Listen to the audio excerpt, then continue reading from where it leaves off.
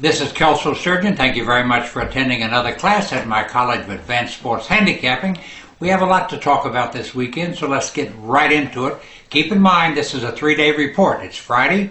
We're going to talk about today, tomorrow, and Sunday, and offer some handicapping insights that I think will be extremely helpful. I'd like to start with the Boston Red Sox New York Yankees series that begins today, and I am using that game with my Best Bet Club plays today. You know, there's a lot of speculation about, the Boston Red Sox are just starting slow like they did last year or whatever.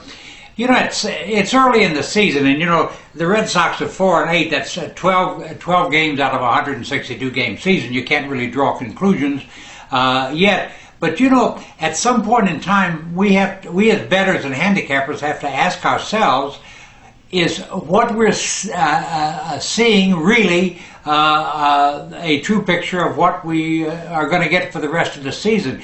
And I'd like to just suggest to watch the Red Sox very closely, because they might just simply be a bad baseball team this year. I know that doesn't sound like they're carrying on the great tradition or whatever, but, you know, just a couple of thoughts about this. First of all, manager Bobby Valentine, you know, he has a tough, no-nonsense approach, you know, and doesn't alter from it. He's bad to everybody.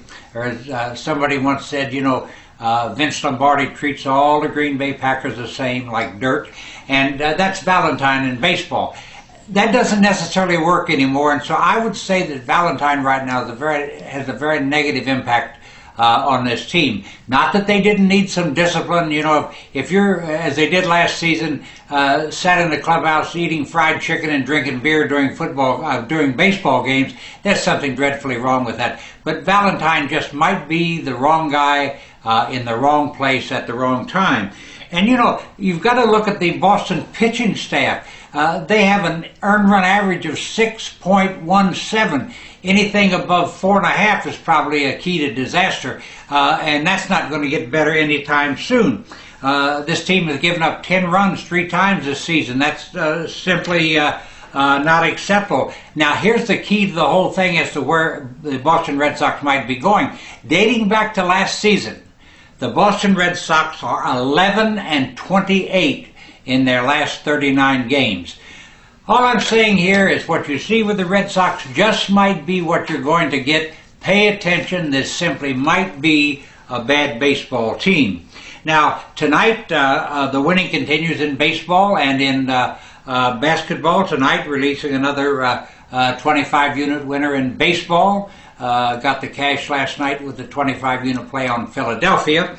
And also using a 50-unit 2-team parlay on the nationally televised ESPN doubleheader tonight. So tonight, 25-unit winner in baseball, 50-unit 2-team parlay on the 2 nationally televised games, marquee matchups to say the least. On Saturday, my 50-unit NBA game of the week, looking to get all the cash, won my 50-unit blowout game of the week 3 nights ago with Indiana. Also, my 25-unit American League game of the week on Saturday, and using releasing to my Best Bet Club basketball players a 15-unit underdog that grades out as a straight-up winner. On Sunday, another 50-unit NBA solid gold blowout. Also using the nationally televised New York Yankees Boston Red Sox game on Sunday night, tops a 3-0 package. Get all 3 games for just $10. Also a 15-unit power play in the NBA. Now, let's get into handicapping the NBA right now, because there's several examples of what's very important and what you might see for the remaining season. Keep in mind, the season ends this coming Wednesday night. Most teams have 3 games left to play, and how they play them depends a lot on what their standing is, period, whether it be good or bad. For instance, here's a perfect example of what you face in the at this point of the NBA season. Let's take the Boston Celtics at the Atlanta Hawks tonight. This game opened with Atlanta 6.5, now 10. But here's what's going on with Boston. First of all, forward Paul Pierce averages 19 points a game, 5 rebounds. He's resting tonight. He's not playing. Forward Kevin Garnett averages 16 points a game, 8 rebounds. He's resting tonight. Point guard Rajon Rondo has a slight back injury. He's doubtful tonight, averages 12.1 points a game and is a real heart and soul player.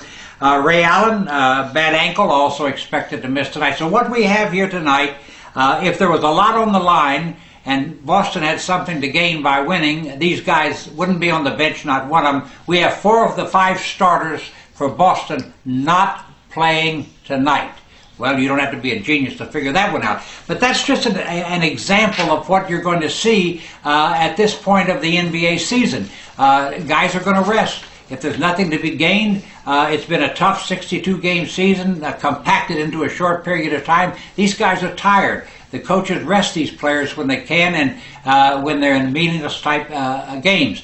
That's going to be a factor until next Wednesday night. You need to pay attention to it. Also of note, Kobe Bryant comes back for the Los Angeles Lakers tonight. Certainly has to give them a big edge. They're at San Antonio to take on the Spurs. Now on Sunday we have on Saturday we have a situation at Miami where both Dwayne Wade and Chris Bosh may not play. Wade has an ankle injury, he needs to rest, and Bosh just simply needs to rest. So once again, as I pointed out about the Boston Celtics tonight at Atlanta, Saturday, Miami resting some of its key players. Last but not least, in the NBA, the 8 teams that are going to the playoffs have pretty much been decided in the East. Milwaukee has a slight chance to get in, but I mean like a 1 in 10,000 chance. In the Western Conference, however, we have San Antonio, Oklahoma City, the Lakers, the Clippers, and the Memphis Grizzlies. They're all in. But there is a fierce battle between Dallas, Denver, Phoenix, Utah, and Houston as to who will round out the top 8 there. So pay attention. These the 5 teams I just mentioned are most certainly incentive driven. Keep in mind that my selections are available every single day on this website and toll free at 1-800-755-2255. All major credit cards accepted. Thank you very much for watching. I'll be right back here Monday with my next